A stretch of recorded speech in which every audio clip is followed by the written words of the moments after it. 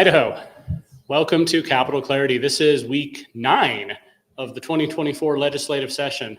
And so this is the 9th edition of Capital Clarity this year. So far this year, you've had a chance to hear from lawmakers and activists and people involved in the policy space. Today, we have a very special program where we will be learning about the Freedom Index. That is, I would say that's the flagship product of the Idaho Freedom Foundation. There's a lot of policy papers that go out and a lot of analysis and education, but it really is the Freedom Index that gives voters a very strong tool to keep their lawmakers accountable. It's how you know how your lawmaker votes. You could go to the legislative website and click on every single bill. There's about 400 on the House side, 400 on the Senate side. That'll take a while. This gives you a very concise explanation of how they vote, and the metrics are transparent. I've been a fan of the Freedom Index since before I was involved with Idaho Freedom Foundation. So I'm looking forward to hearing from the president himself, Ron Nate, about the index, how it works, and how you can use it to become a more engaged voter. Reminder that if you haven't subscribed to Idaho Freedom's emails, make sure to go to idahofreedom.org. You can do that on your phone right now. A box should pop up saying subscribe to our emails, put in your email address, and you'll get them. We've been sending out a couple each week with some important information to keep you informed on what's happening and also what's coming up. I also want to give a special shout out to Assemble X Idaho. They let me come on their show last night and every Wednesday night to promote Capital Clarity, so I'll promote them here. It's a group of folks who have put together essentially a digital town hall every week, every Wednesday at 7 p.m. Mountain Time. They gather together on X, on Twitter, and invite candidates or lawmakers to come in and talk about what they're up to. And so if you go to Twitter, if you're not already subscribed, you can sign up and follow the account Assemble X Idaho, and you'll see when they do that. I appreciate them allowing us to share what we're doing. So, allow me to introduce the president of the Idaho Freedom Foundation, Ron Nate.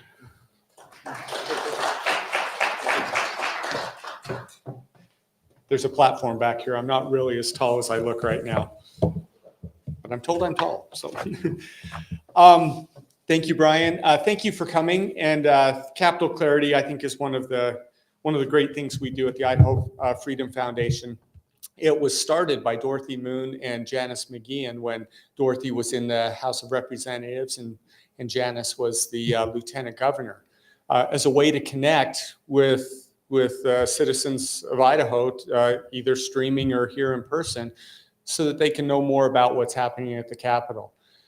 Since they both left their offices, we decided to continue this because it's been so great. And so the Idaho Freedom Foundation is proud and happy to provide this Capital Clarity thing. And we are always open to suggestions for various speakers and various presentations. We want to be responsive to what Idahoans are wanting and knowing what's going on in the legislature. I do want to announce that next week there's going to be some discussion on health freedom in Idaho. Leslie Manukian is bringing one of her good scholars, I think Greg. What's his last name? Anyway, well, Leslie Manukian's awesome, and her colleague there will be excellent in talking about some health freedom. But today I want to kick this off by talking about the Idaho Freedom Index. The Idaho Freedom Index came about 4 years after the Idaho Freedom Foundation was created. The Idaho Freedom Foundation had been doing great work to that point, talking about policy, talking about bills, and presenting the information to Idahoans. One of the things they produced was the pork report. I don't know if any of you recall seeing the pork report, but it goes through and catalogs some of the various things that our government is spending money on, that our legislature is spending money on, and that could be classified as pork or government waste. Few editions of this. I think we're going to be bringing it back this year. And also, I don't know if you remember the quote by Ronald Reagan. He said, he joked that some people's view of government is that if it moves, tax it. If it keeps moving, regulate it. And if it stops moving, subsidize it. So we're going to do a series of reports on that, on where your taxes are going, what's being taxed, on what's being regulated, some of the perhaps weird and bizarre regulations in Idaho, and then also the subsidies. You might be surprised at some of the things that are subsidized in Idaho. So we've got some more research in the works to present to Idahoans. Our policy team, to that point, 2009 through 2013 was very good at looking at policy, evaluating legislation, even perhaps trying to drive legislation or defeat some bad legislation. But the question kept arising is, I like what you do, Freedom Foundation, but how do we know whether our legislator is doing the right thing or not? Are they voting on these bad bills you're talking about? Are they voting against them? On the good bills, are they supporting them? And so the question kept coming up is, how is my legislator doing? How do I know? And so the Freedom Foundation developed this great plan and this great tool. It's the Idaho Freedom Index. And what it does is it uses 12 metrics. I guess I should be using this, huh? Okay, so I guess for more on background, this will measure the how lawmakers' votes influence the size of government. That's part of the metrics that I'm going to get to here in a second. And I just want to point this out, the very last bullet point here. The Idaho Freedom Foundation does not rate legislators. It rates bills. The legislators determine their freedom score based on how they vote. The Idaho Freedom Foundation does not rate legislators. It rates bills. The legislators determine their own ranking based on how they vote. It's as simple as that. The Idaho Freedom Foundation doesn't tell anyone how to vote. The Idaho Freedom Foundation rates legislation, lets the legislators vote however they wish, and they determine their scores.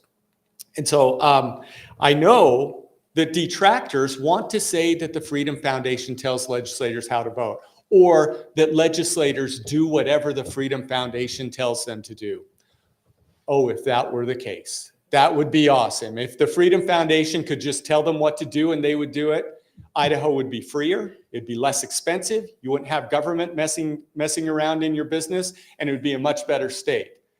But we can't tell legislators how to vote. And if we did, they wouldn't follow us. But what we can do is provide some transparency for what legislators are doing and let the citizens decide whether that's the kind of legislator they want or not. The Freedom Index is the great tool for presenting that.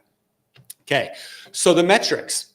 Look at these and tell me if you think, or if you disagree with any of these, if you think that it should be opposite. Our metrics, 12 simple metrics here. Does it expand government or not? Is it making government bigger, exposing it to other parts of our lives, intruding into other parts of our lives? Does it take something that's done in the private sector and switch it to government? At the local level, we see this happen sometimes. In my own community, they wanted to build a rec center. Well, local gyms and local recreation, type facilities, not too excited about that because it's replacing private sector activity with a government entity and taxing people for it. And the state can do that too. It's the state taking over areas which could be more efficiently or more appropriately provided in a private market. Does it expand government influence over the free market? Is the government now commanding more resources than it did before and therefore influencing resource prices and trying to provide goods and services itself? Does it regulate the free market more? Okay. Does it restrict entry into the free market? Here's something that a lot of legislators here, I don't know if you've heard it, but you'll see a bill presented in front of a committee and they'll say, these are some rules about cutting hair or some rules about providing automobiles and selling automobiles. These are rules, but this isn't the legislature telling them what to do. Industry has brought this to them, and industry wants these regulations. They're okay with putting these extra restrictions on 2,000 hours for training someone to cut hair or something like that. So because industry wants it, somehow it's good that way. Well, did you know that barriers to entry in a market are often brought by people in that industry who have already met those barriers and they want to erect more regulations so that they're protected from competition. Our metric captures that. Is it making it harder for new companies to enter a market? Does it increase taxes, fees, or assessments? That one's pretty easy to assess. Is it going to cost taxpayers more money? Are they going to have to pay more fees to go into a state park, for example? Does it redistribute wealth in any way? Is it taxing the wealthy more than middle class or lower class? And is that money then benefiting the other classes? Is it doing some sort of redistribution, socialist ideal, even though it might be advertised as being through some sort of a government program? Does it grow spending or debt? In the last 4 years, the budget of Idaho has grown. Let me ask you, by what percentage do you think in the last 4 years our budget has grown? You are very good. You win the Price is Right. It's 54% in 4 years. Did your income go up by 54% in the last 4 years? Government spending did. The amount they want to take from Idahoans and the federal government did by 54%. Okay. Does the bill reduce government transparency, or does it increase transparency? Does it shine a light on what is actually going on in government? Does it require more disclosure? Does it violate the Equal Protection Clause of the Constitution? In other words, treating individuals differently based on their situation versus having a law apply equally to everyone. Does it increase penalties for victimless crimes? Or does it increase penalties or make non-restorative penalties for non-violent crimes happen? People ought to be able to make their own decisions as long as it's only affecting themselves. We shouldn't have crimes for individuals who are just making decisions on their own at no cost to anyone else. Does it violate the Constitution, either the US or the state constitution? Those are usually simple questions. And all the legislators, the first day they're in office, raise their hand to the square and pledge an oath to defend and support the Idaho and US constitutions. And so anytime a bill rings negative on the Constitution Index, it ought to have a lot of no votes in the legislature. But we don't always see that. And does it grow federal authority? Does it threaten state sovereignty? Does it make Idaho dependent and subservient to the federal government? My first legislative session in office in the House, I proposed a bill that came from constituents, came from parents who were concerned about Common Core. And so I just wrote a bill that says, you know what, Idaho's going to exit from Common Core, choose their own standards, and choose a more efficient form of education. The first criticism I got for that wasn't that we were trying to do something on our own. It's that the federal government would threaten to take away money from Title IX if we ended Common Core. Now, Common Core was not a federal program. It was sold as the states deciding what to do for themselves. But the federal government definitely had an interest in making sure that happened, and so much so that they were willing to take away funding, Title IX, special services for kids, if we didn't have Common Core. And so that's what happens when you take federal money for whatever reason. The federal government then gets to control you or control your legislature in some way by threatening to take away that money if you don't do X, Y, or Z. And so these are the 12 metrics. Any questions about those metrics? Any that you disagree with, that you think we have backwards or that we shouldn't have up there? Do these sound like things that are good for Idaho or bad for Idaho? Any feedback on that? Yeah. It doesn't seem, oh, yes, sir, in the back. What's the definition of a victimless crime? A victimless crime is where the legislature has made it illegal for you to do an action or something that doesn't affect anyone else. And so they've made it a criminal activity when you've imposed zero costs or harm on anyone else. That's a victimless crime. So, and I don't think that's unreasonable to say, hey, you know what? If you want to do something that doesn't affect anyone but your own self, not be able to do it. Yeah. And that's a freedom principle. So these are the metrics, and using these metrics, we square every bill according to that metric. To this point, there's been well over 500, we might be up to 600 bills printed already this session. The Idaho Freedom Foundation has already rated about 270 of those bills. Okay. We're approaching 50%. Now, some bills are just innocuous. They're a memorial to honor an Idahoan or something like that, and so they don't even need to be rated. But in terms of all the bills that would tick one of these metrics, we try and be perfectly diligent in making sure all of those bills get rated. And so we have been rating a lot of bills. You might see some other, I'll get to the other metrics in a second. Hold on. Okay. In Freedom Index performance, by the way, this is what the Freedom Index looked like for last year. It's the full report on how the legislature did according to those metrics and the bills. And so, and by the way, I'm not going to talk about the education metric or the spending metric, but we have two other indexes that are measuring how legislators spend up your money and how they support the principles of freedom in education.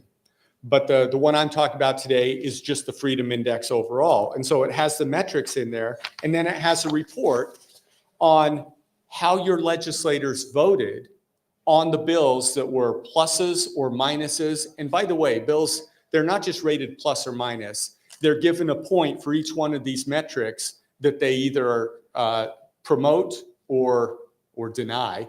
And so you can have negatively rated bills like a -3. It violated 3 of the metrics, or a +2 that was positive on 2 of them, or on net was a +2 because it had 2 minuses but 4 pluses. And so the score of the bill shows how well it does based on those metrics. And on the Freedom Index, we see that this point here is that legislators are less polarized than on the Spending Index. It's really interesting. If you look at that Spending Index, some legislators are big spenders. They vote for every budget increase. Others are much more conservative and they vote against budgets, even on difficult things. Sometimes it's difficult for a legislator to go, you know what, that education budget is growing too much. I'm going to vote against it. Because what happens when a legislator votes against an education budget? What do you think happens? Oh, you don't care about kids. You hate teachers. All of those things. And so I have a special amount of respect for legislators who, while watching these budgets, will vote against excessive budgets, even in sensitive areas like that, because the legislator is doing something that I think legislators ought to do. They're remembering the forgotten man. The one who's not in front of them is the one that will pay an increase in taxes for a big increase in budgets, but it won't be a big enough increase in taxes for them to be able to bear the cost to come down to the Capitol and fight against it. If everyone pays $50 more in taxes for a bill, are you going to come and fight that, for a $50 savings? Well, $50 savings is huge when you apply it to all Idahoans, and it's a huge thing for an agency. Yes, sir. Hey, Ron, I just wanted to, my name's Mike Tracy. My wife just recently died. She was a retired special education teacher for 25 years. Mm-hmm. And she tried to not join the union. They forced her to join it because they were wasting $84 of her money every month. She saw waste in every single thing she did every day. Yep. In every way. And I can guarantee you there's 90% of what's going to the education department from this building is being wasted, period. And that's from someone who lived with the woman who actually had to go through it and deal with it, because it got worse and worse and worse as we went along. And once you're in the system, it's hard to get out. Sorry. Yeah, that's fine. Well, thank you, Mike. And you know what? The system has been working that way. And I don't mean working in a good way. I mean, it's been working to get more money and justify getting more money, but we don't see it in the results. You'll see reading scores and math scores steady or negative. And they're not steady in the 90s, they're steady in the 30s. 30% proficiency for our third graders. Does that sound like a wise investment of your education dollars? We've increased education spending dramatically. I remember, I think it was like 2003, the first time the education budget went over $1 billion. Now we're well over $3 billion for education. Have we seen a corresponding increase in education performance? Have we seen that big of an increase in the number of students? No. We're spending more money per pupil and not getting the results that we expect. And so you can read bullet points as well as I can. But I want to point out that the Freedom Foundation does our policy team is amazing at getting through all of these pieces of legislation and showing what the metrics are and what the points are on each of these bills. We're not the only ones who do ratings, though. This is the Institute for Legislative Analysis, and they do ratings. And actually, they put their scores. They do far fewer bills than we do. They might do, a couple dozen bills or something. I don't even know if it says. And they rate legislators, and then they take their score and they put them into Republican or Democrat category. Freedom Foundation, we don't care whether it's Republican or Democrat. We'll report it, but it's we just rate the bills. And so you look at this and go, you know what? That corresponds not too far away from what the Freedom Foundation Freedom Index is reporting. If the Freedom Foundation was trying to skew the results or trying to make some look good and others, you would see other analyses deviating from what the Freedom Foundation has. Here it is for the House of Representatives. Isn't it surprising? Back to the Senate. More senators fall in the Democrat category than the Republican category. But did you know there's 28 Republican in name senators in the Senate and 7 Democrats? It's not how the votes pan out, though. In the House, it's almost an even split between Republican and Democrat based on votes, not based on self-declarations. American Conservative Union, also known as CPAC, the Conservative Political Action Committee, they show ratings too. And the ratings for Idaho look like this, that the ratings break down over time. Republicans tend to score better than Democrats, corresponds with what the Freedom Foundation does. And getting back to this question, does the Freedom Foundation tell people how to vote? We rate bills, legislators vote, their score is determined by how they vote. Here on the screen, you have 4 copies of things that end up in legislators' boxes all the time. When I was a legislator, it seemed like every day I'd get a new update on this colored paper. Food Producers of Idaho. They are telling legislators which bills to support and oppose. You can actually see it in bold: oppose, support. And they're trying to tell people how to vote, not for the betterment of Idaho, but for the betterment of Idaho food producers. That's a special interest. You have IACI, which is a conglomeration of a few big businesses in Idaho. They're telling people how to vote. And you know what their metric is? You know what they base the scoring of legislators is? The bill gets a +1 if it supports the IACI position. It gets a -1 if it opposes the IACI position. What is the IACI position? How's that determined? Nobody knows. But they just say, support IACI, +1. Oppose IACI, -1. Who's being more transparent here?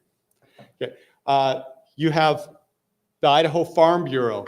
It's interesting. We have all of these places telling legislators how to vote, and some of them even do a score at the end. The Farm Bureau does. The food producers do. They give them awards if they score high enough on their measures by voting the way they're told to vote.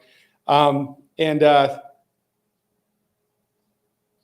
I don't hear them being complained about.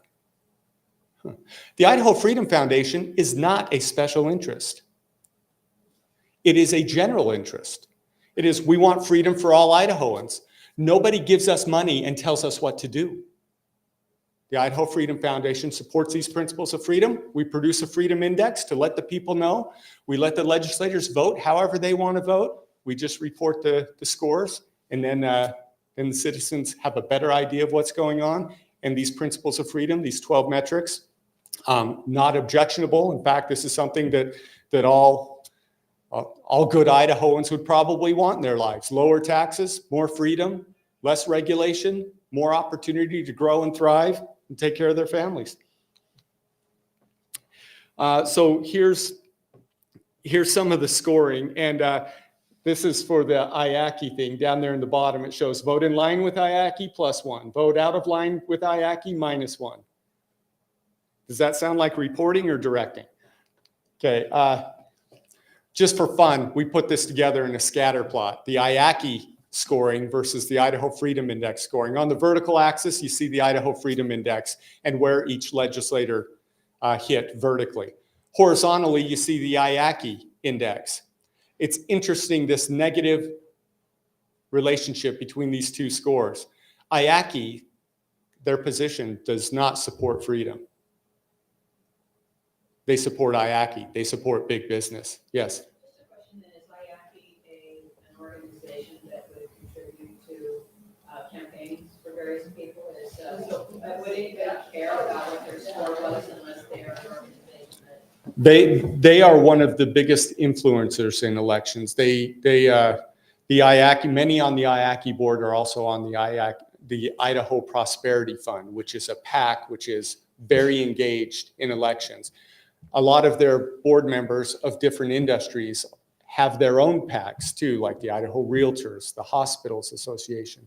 And so they direct a lot of money toward candidates for their positions on things. And so, yes, IACI is very influential in elections, and they wield that authority. Even to the point of legislators being worried that IACI is going to spend money against them. Bordering on threats, you know what I mean? And so I'll just leave it at that. But this negative relationship is undeniable, that IACI is not supporting the principles of freedom. They're supporting the principles of the special interests which they represent. The Idaho Freedom Foundation is the counter to that. Okay, so I'll finish with this. I know Senator Nichols is here, and she's going to speak next, but I'll finish with this. That the power of the Freedom Index is amazing. I've seen this at work many times in and around the Capitol. Number one, you now know how your legislator actually votes, not just what they say. Every campaign thing you get in the mail will say true conservative, for the people, freedom, Constitution, gun rights, pro-life. They'll say all of these things. Well, you'll at least have a transparency thing here on the constitutional freedom, limited government aspects. You'll see their scores. You'll know how the legislature as a whole looks. Right now, it's about 80% Republican, 20% Democrat, or worse. But the whole legislature doesn't vote that way. I just showed you a couple of graphs that the legislature may be dominated by Republicans, but they sure don't vote in the Republican way. Yes? I would suggest to your audience, Nate, that when somebody sees an R beside the candidate's name, that does not correspond with Republican, it corresponds with research. You should research Thank you. That's great. All right. Yes? One more point. I just want to give these folks just some historical perspective. From 88 to 96, I worked with the Idaho Farm Bureau and their lobbyists every day for that period of time.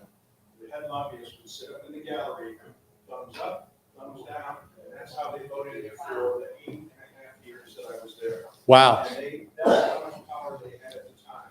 They were the most powerful lobbying group at the time. They're no longer that way. But that's the power of probably IACI at this point. That's amazing. Yeah. And who elects the chair of IACI or the Farm Bureau? Nobody. They're not elected. They're appointed by their special interests.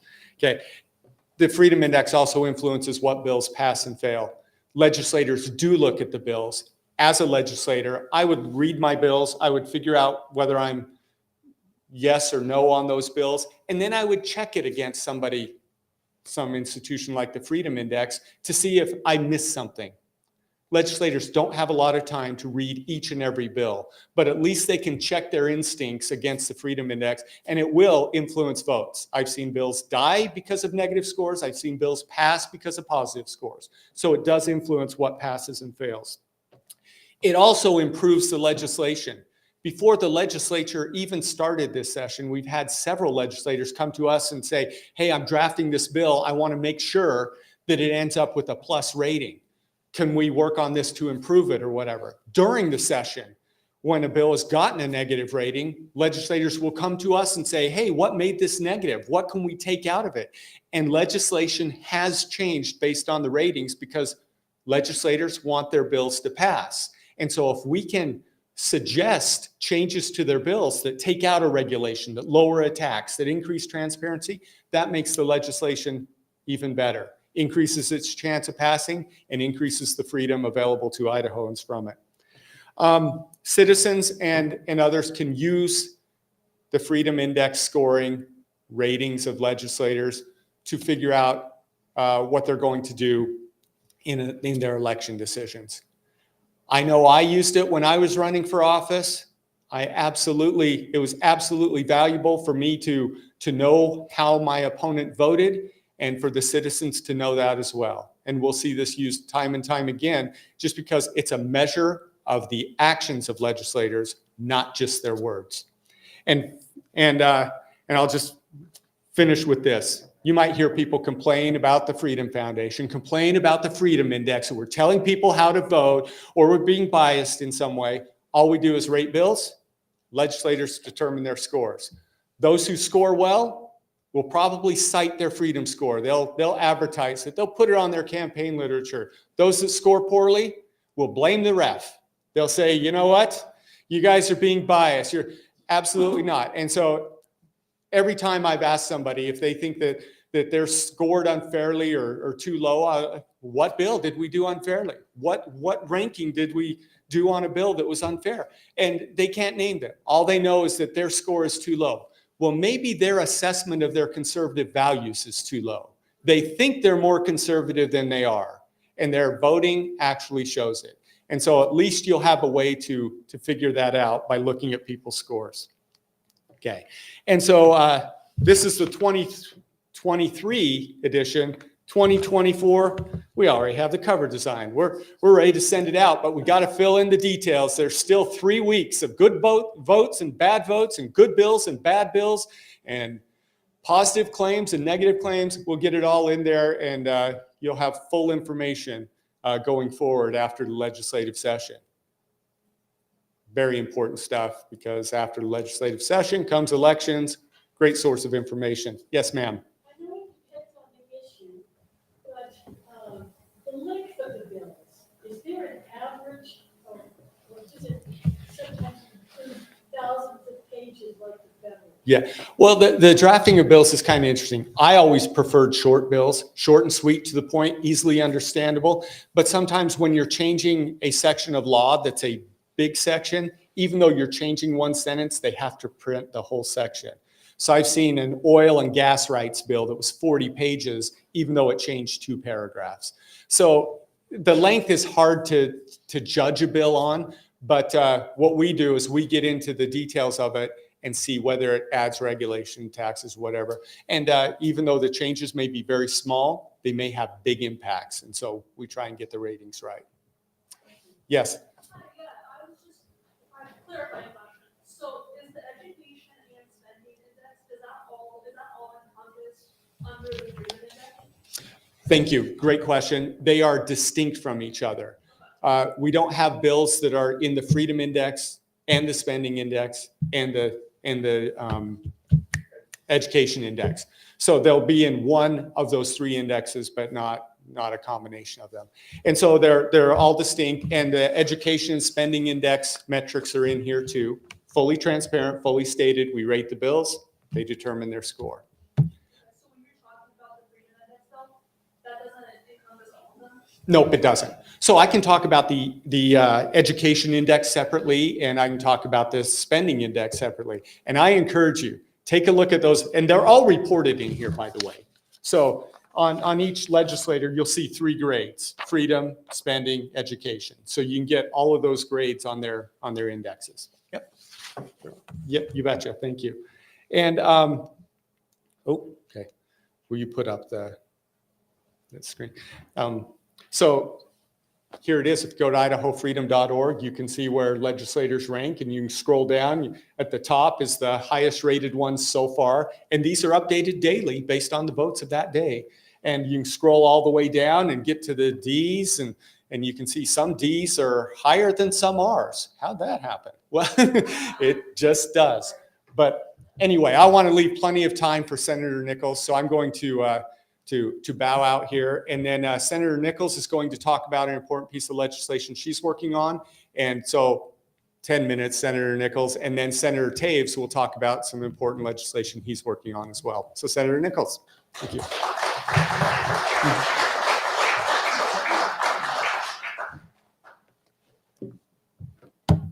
All right.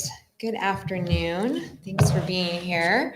I'm Senator Tammy Nichols from District 10, which is Middleton, Star, and North Nampa area.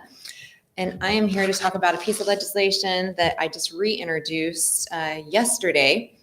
How many of you have heard the term swatting? Not squatting, but swatting. Okay. Sometimes people think I'm talking about squatting, and we're not talking about squatting, although that's important. So here, this is kind of a newer thing that's been transpiring. Swatting's been around for a long time, and what it is it's a prank call is how it started, where you'd call law enforcement and have them show up to somebody's house. But it's really taken on a new level of danger because of the intent and the intensity that's going on with it. So it's still making a prank call made to authorities, but it's solely for the purpose of luring them to a location and either utilizing it for political purposes to attack someone. You might have seen where Marjorie Taylor Greene has been swatted multiple times.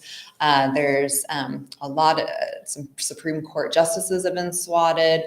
There's people that are well known on social media that have been swatted. There's been Hollywood stars that have been swatted, a lot of political people in general, but it can also happen just to the general public.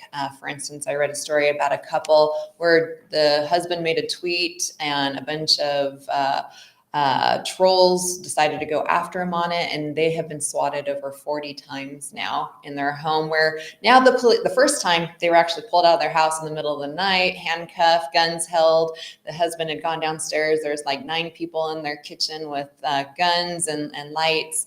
And now when that happens, the police just leave them a card on their door and let them know that they were by. So, but anyway, Idaho right now, if somebody does a swatting, it is only a false police report and a misdemeanor. That's it. And that's been part of the problem, is this is intensified, is that most states don't have any type of laws that govern how this is going to be handled.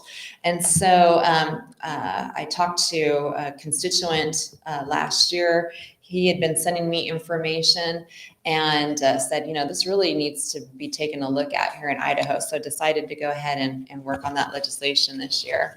I originally introduced this prior, it was Senate Bill 1343, but then we decided to try to clean it up just a little bit and make it a little bit more friendly here in Idaho. And so it was just reintroduced yesterday as Senate Bill 1413. But I wanted to just give you some basic information really quick about how this looks in Idaho. Actually, last year, the federal government really hasn't ever kept track of swatting, and most states really haven't kept track of how many swatting incidences they had. But in Idaho last year, they started to.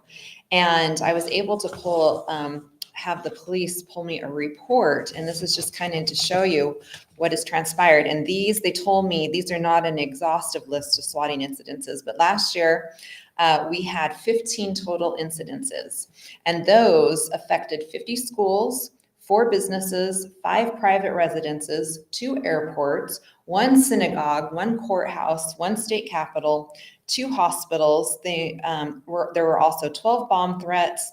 They broke down in 3 shooting threats. And in fact, in schools in the year 21 to 22 nationally, with the shooting threats in schools, almost 70% of those were found to be swatting incidences. So they were just calls that were made saying there was a school shooter or what have you, and almost 70% of those were swatting incidences. But they take resources, they take money. It's estimated that each incident can cost between $15,000 and $50,000, depending on what was done and how it was handled. There are people that have died because of swatting incidences, because the police are showing up thinking that this is a worst case scenario, and so that's the mindset that's going on, which is how it should be. And so sometimes things transpire where it was not the right house, or it was the person that was in there decided to defend themselves and end up getting shot. So people have died because of this. So in Idaho, what we're doing is we're just making this to where there's some teeth in the law. And then it has its own section. And this is under our what you'd call our bomb threats section right now. So we have a section in law where it handles bomb threats, and we're just putting this underneath that to where these are known incidences where there are false reports, but it's with the intent. And so if there's property damage, if there's bodily injury, if there's death that occurs, then those fall under current penalties in Idaho code. But like I said, right now, it is just a police report and a misdemeanor. So I think I worked with a lot of different groups. I've worked with ISP, I've worked with Boise PD, I've worked with some of the special divisions, have sent it to prosecutors. Actually, several prosecutors helped me on this, just so that we can make the language clear, that we could really put some teeth into it and really try to keep people from utilizing swatting as something that they can just do and get away with. So I'm hoping to have the hearing on it early next week. If you look it up on the internet, there's just tons and tons of stories that you find in regards to swatting and what it's doing. And like I said, now the FBI has opened up a investigative department to handle just those incidences because they have increased so much in the United States. And we don't want our first responders to be put in harm's way if they don't need to be, and we don't want the public to be put in harm's way if they don't need to be. So this is really to help everybody. And like I said, it can affect anyone at any time. So you just never know. And so that's why I want to go ahead and start this process and really make sure that we have something in place that will protect everyone and discourage others from utilizing it. So anyway, I will take some questions briefly. And yes, right there. Do I understand that somebody calling in a false report is responsible for the damage to the house, for example? So we do have provisions in here where if there's property damage done, then yes, they could be held responsible for that. I've had prowlers around my house. Is that considered swatting? That falls under a different provision, is my understanding. So yeah, so it has its own section. Yeah. Is there, besides Boise, is there another area in the state where there's any kind of prevalence of this happening, or does it happen statewide? Because I would expect Boise to be the worst place. Yeah, my understanding is that there have been incidences statewide, and like with the report, just starting to keep track of it last year, they really haven't said for sure, but they told me that they are getting this in different parts of the state. Any other questions? Yeah. I should think with illegal aliens coming in, I'm told Boise is considered a welcoming city. So have you noticed any problems with illegal aliens recently? So I have had constituents that have contacted me in regards to seeing different things occurring with buses and possible illegal aliens. We know we have an issue here. I was down at the border, asked the governor's office how many people are coming in here, and they told me we don't know. So yeah, so I'm sure it's happening though. Any other questions? Yeah. Do you have any corresponding numbers regarding these incidents that kind of apply to red flag laws where people are calling and saying, my neighbor has a gun out in the yard?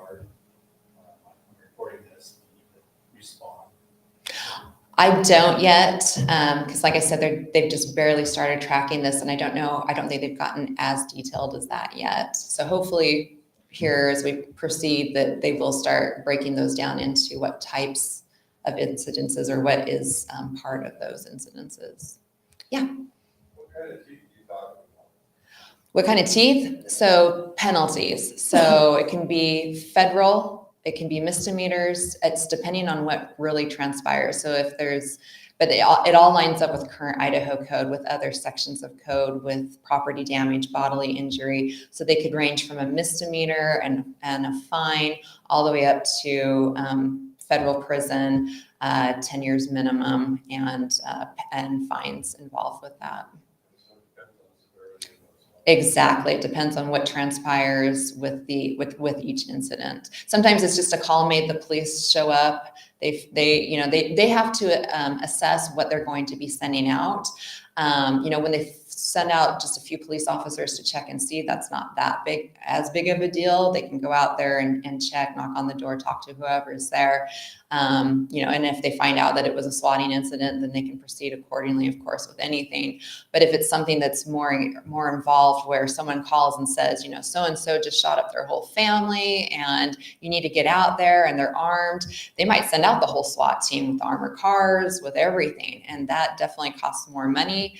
That's a much more severe incident. They could kick down somebody's door and go into their house. So there's property damage that's involved. So that would be a more severe penalty. All right. I don't see any other questions. So thank you so very much, and appreciate your time.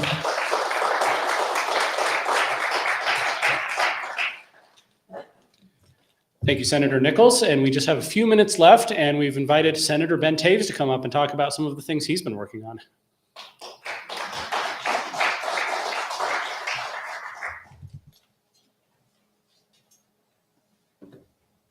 Thank you. Good afternoon. So I'm just going to talk about one piece of legislation that's in process. It's House Bill 517, but it's likely going to come back as a different bill shortly because we're kind of cleaning up some of the language. But I think it's one of the most important bills that I'm working on this session. What it does is it takes our Constitution, the Idaho Constitution, and it makes two areas of the Constitution self-executing. And I didn't actually realize this until an attorney that I work with, she's with the Pacific Justice Institute, Kate Hartley. She came to me and she explained that most all of our rights for rights violations from the government for like freedom of religion or freedom of speech, they're prosecuted in federal courts. And that's because although we have those rights enshrined in the Idaho Constitution, we don't have a way for individuals to use those to enforce their rights. And so the idea, the concept is that an articulated right is meaningless without measures for accountability or without a remedy.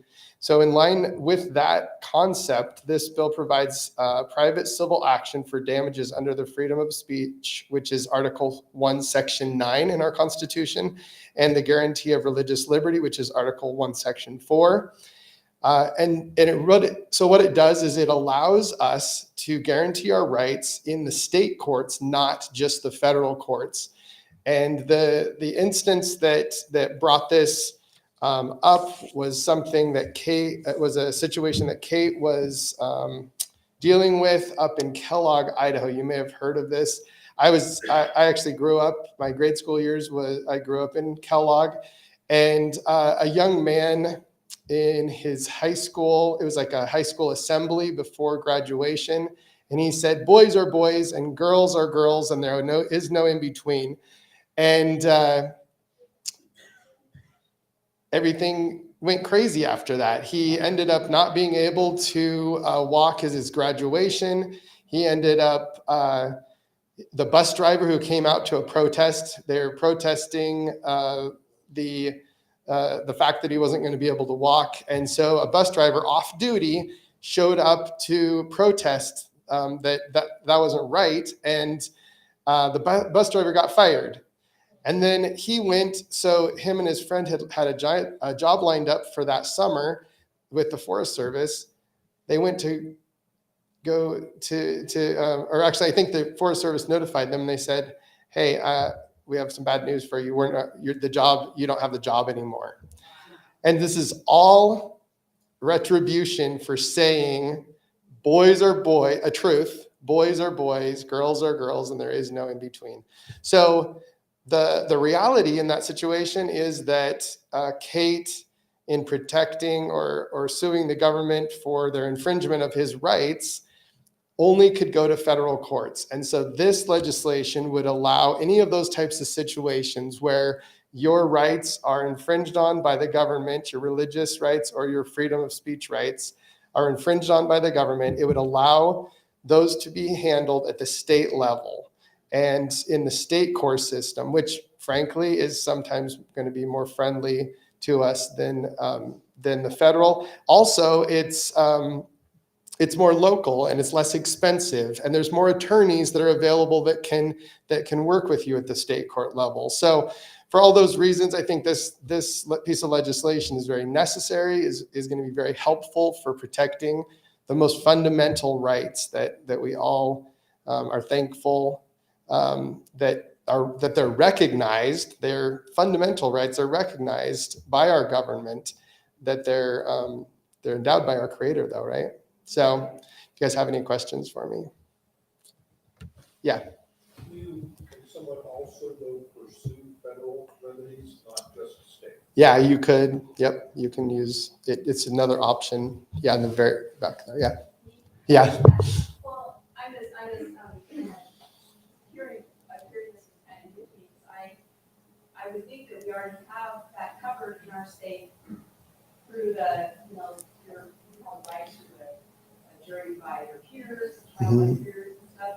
Unless in some cases, something like you're not gonna get your child and you want it somewhere else, but does that constitutional right, does that not exist in Idaho, or do we just not have the authorities who are strong enough, good leadership, who can actually stand up for our rights and execute that? Yeah. So I think a lot to do with this regarding the Constitution. It's a great question, but the reality is that you have to have a statute that goes along with that right. And so this is putting the statute into place that allows you to do that. At the federal level, you're correct. We do have laws that protect our rights based on the US Constitution, but we don't have the same laws that allow us to sue to protect our rights at the state level currently.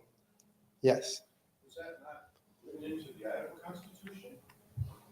I'm not an expert on the Idaho Constitution, but it seems to me that would have been, the framers of Idaho's Constitution would have included those things in there so we could automatically sue at the state level.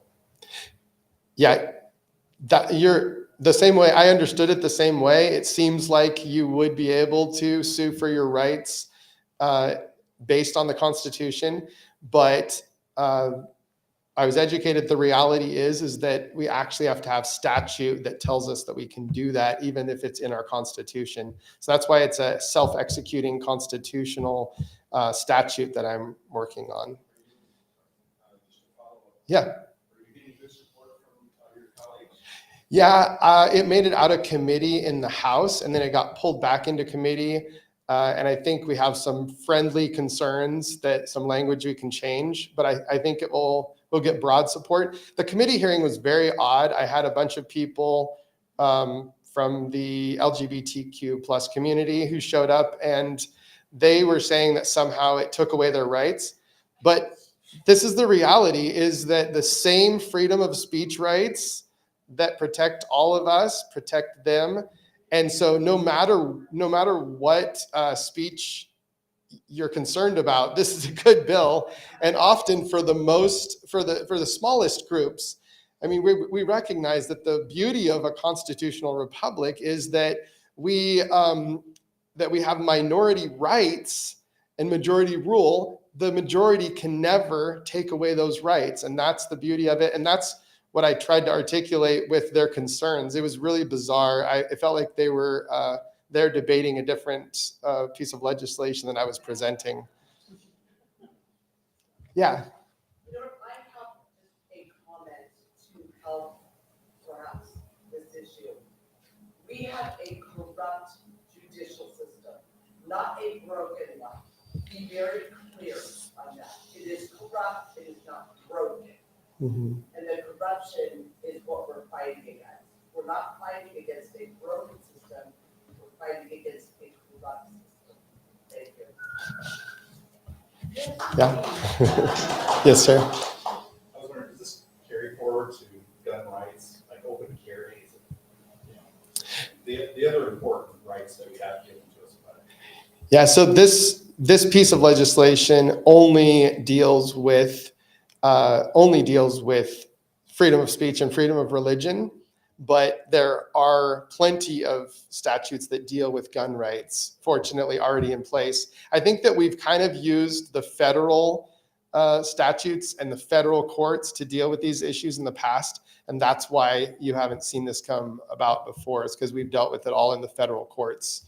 But you can see there's really good reason. You have more attorneys, it's less expensive. Those are all really good reasons why we should be able to deal with it in the state court system. Yeah.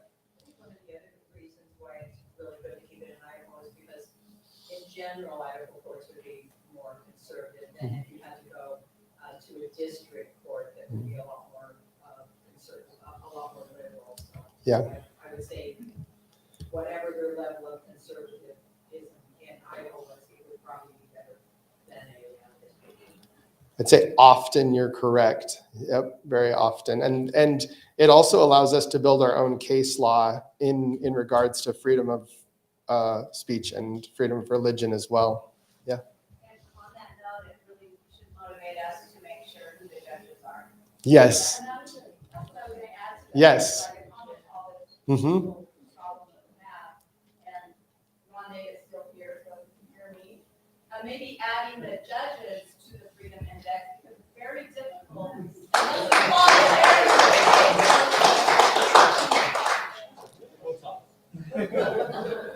Yeah, I think that's a really good point, that if these types of cases were tried in Idaho courts, I think that it would bring to light who our judges are. I think people might be more likely to watch them and see what are happening in those cases, and it might show the true colors of the judges that are dealing with them as well. Yeah. Yeah. Is there a way down to evaluate judges? I'm going to hand that over to someone else who knows more about it. Thank you. Thank you, guys. I appreciate your time. Thank you, Senator Taves, Senator Nichols, Ron Nate. Thank you so much for all of you who are here and all of you who have been watching online. If there's one thing I learned from today's presentations, it's about accountability. If the government infringes on your rights, they need to be held accountable. If people call in a prank call that could get people injured or killed, they should be held accountable. And your lawmakers, when they come to you with promises saying that they're conservative and they're supporting conservative values, they need to be held accountable. And the tools that IFF provides helps you to hold them accountable. So thank you all for coming. Make sure to come back next week at noon. We'll see you then.